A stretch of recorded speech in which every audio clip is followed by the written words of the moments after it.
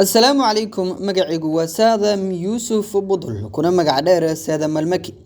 قصة نولوشيدة قبرانين إن مدة بانجعلا وانكعب سنة إن مدة إن أوشكتو جعيل كان نقبي كديب وحيسو رقشي إن مالين مالمها كميدا هم فرصدو كويرون أن أوشكتو جعيل كيغا وهي يابتي وين حشوتي وحيقود هذه دم لهن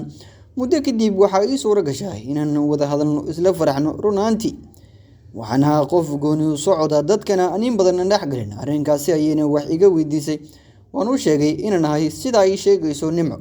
muddo kadib waxaa bilowday in aniga i tusiso inaan garabkayga tahay mar waliba waxaa jiray asxaab badan oo iyadu lahayd inay aniga dartay uga soo goday iyaguna waxay ila culoobeen sababtaasi waxayna u gudagaleen in familka gabadha ay u sheegaan inaan wada socono aniga iyo nimco mise xoogaa muddo markii laga joogay warkaasi ayaan ka war helay gabartii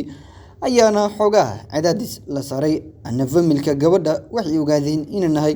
wiil iska aamusan oo aan hadal badnayn dadkan aan dhaxgelin arrinkaasi wuuna iska soo dhamaaday muddo kadib jacaylkii aan halkaasi ku soo koobi karin ayaana dhex maray gabadhii lagu magacaabi jiray nimco maalin ayay ugu dhahday magaalo ayaan aadaya waxaan weydiiyey maxaa ka doonaysaa waxay ugu dhahday xabiibi waxaan aadayaa familka xaggaasi degan weliba waxaan jeclaystay walaashay inay ahayd gabadha ay ugu sheegtay waxay dhahday markaan soo laabto fariimo badan aan kugu imaado oo aan hadiyad anigana aan kuu keenayaa xilligaas maadaama iska yarayeen telefoonada oo gacanta lagu isticmaalo mana haysan sababtoo ahayd waxaan meel waxbarasho aan ku jiray telefoonkuna ka mamnuuc ahaa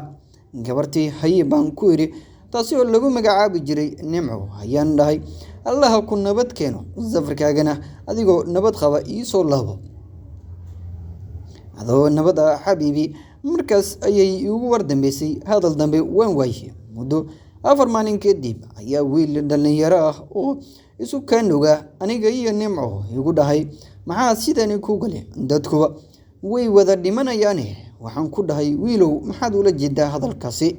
waxa uu igu dhahay nimco soo shil gaari kuma dhimanin maalmo ka hor kadib waliba waan wala gaaray hadalkaasi markuu igu dhahay waan yaabay waxaan is dhahay armu qorshe kale ka damacsan yahay wiilkani saaxiibkaaga mise familka qaar ayaan iyada arintii ahayd oo geerida ku timid nimco waxbaan ka weydiiyay waxaana la igu dhahay warun arrinkaasi anigana familkayga uma aanan sheegin xanuunka badan ee aan dareemay marka iyo xaaladda culus ee aan galay ilaa iyo haddana ma samaynin xiriir dhaba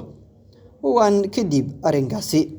aad ayaan xitaa u murugoodaa ilaa iyo haatan alla qabrigeeda u qaboojiyo ma soo koobi karo halkani wanaagii iyo naxariistii ay ku lahayd qalbigayga nimco waad mahadsan tahay qof walba oo qoraalkayga akhriyo ina soo duciya ayuu